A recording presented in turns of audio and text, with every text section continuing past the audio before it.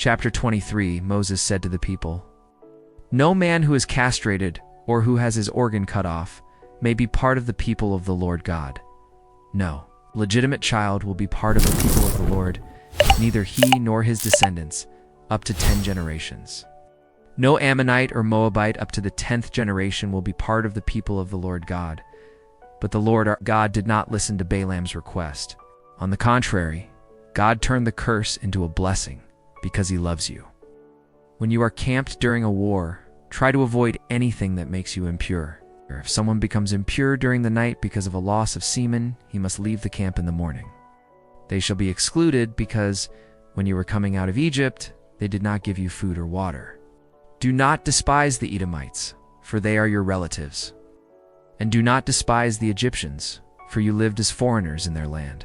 You may charge interest to foreigners, but not to another Israelite, so that the Lord our God may bless everything you do in the land that will be yours. God requires that the vow be fulfilled, and it is a sin not to do what you promised. And when you are walking through the field of wheat or barley that belongs to another Israelite, you may eat all the heads of grain. You can pick with your hands, but do not use a sickle to harvest the grain. It is not a sin not to make a vow to God, but if you willingly make a vow, then you must fulfill it without fail. And also because they paid Balaam, son of Beor, from the city of Pethar in Mesopotamia, to curse you. Never do anything for the good or profit of those peoples. Set aside a place outside the camp where you can relieve yourselves.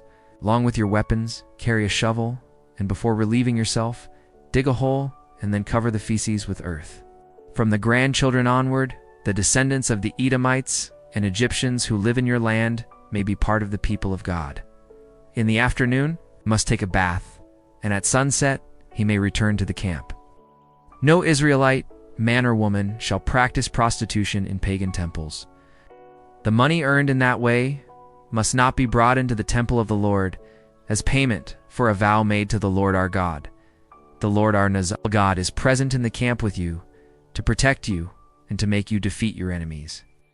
Therefore, keep the camp pure, so that God does not find anything offensive in it and leave you and go away.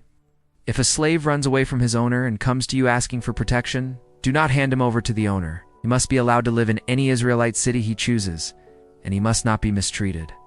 God hates that money. Do not charge interest when you lend money, food, or anything else to another Israelite. When you make a vow to the Lord our God, do not delay in fulfilling it.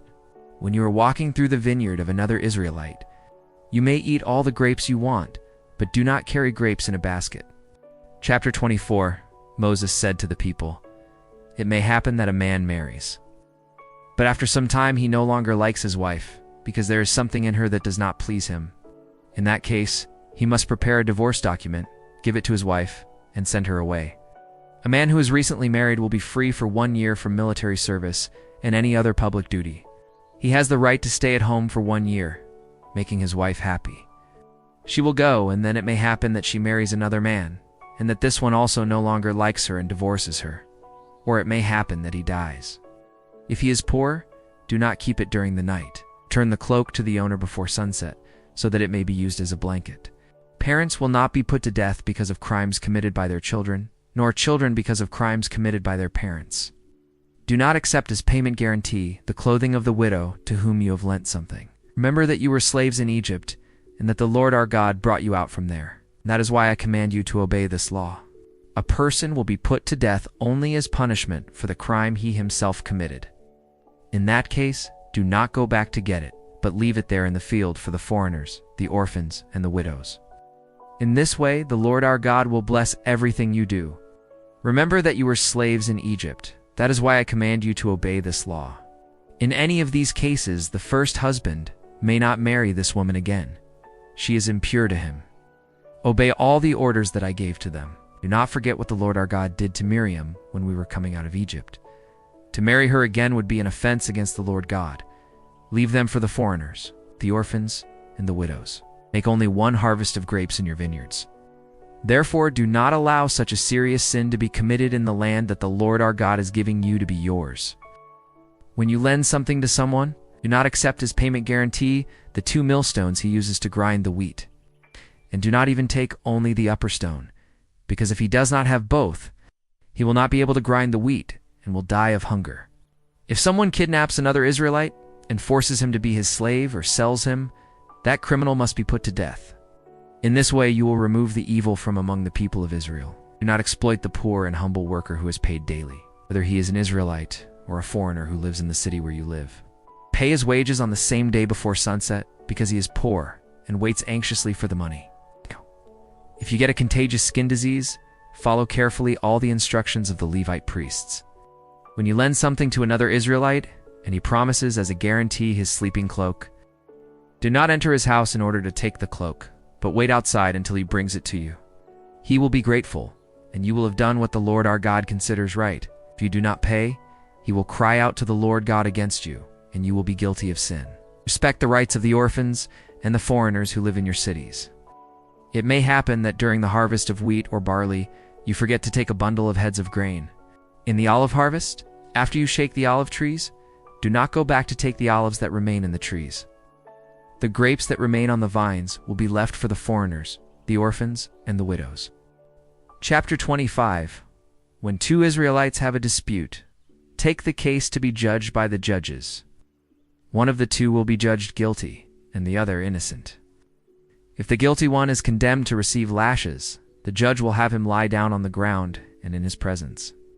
The man will be whipped, receiving the number of lashes he deserves, according to the crime he committed. The maximum someone can receive is 40 lashes. More than that would be to publicly humiliate the Israelite. Do not muzzle the ox when it is treading the grain. If two brothers live together, and one of them dies and leaves his wife without children, the widow must only marry someone who is from the dead man's family. The brother of the deceased must marry the widow, thus fulfilling the duty of a brother-in-law. She will say, "My brother-in-law does not want to fulfill his duty by marrying me." Remember what the Amalekites did when you were coming out of Egypt? They did not fear God.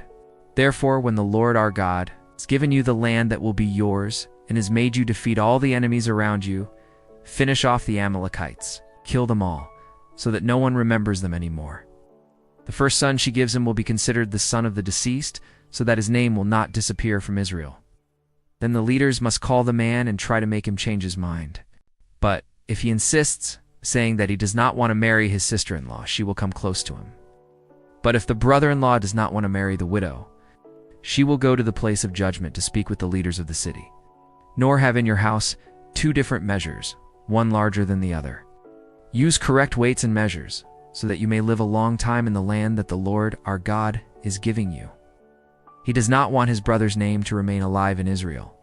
And there, in the presence of the leaders, she will remove one of his sandals, spit in his face, and say, "This is what is done to the man who does not give his brother descendants in Israel." Cut off the hand of the woman who does this. And from then on, his family will be called the family of the man who is unsandaled.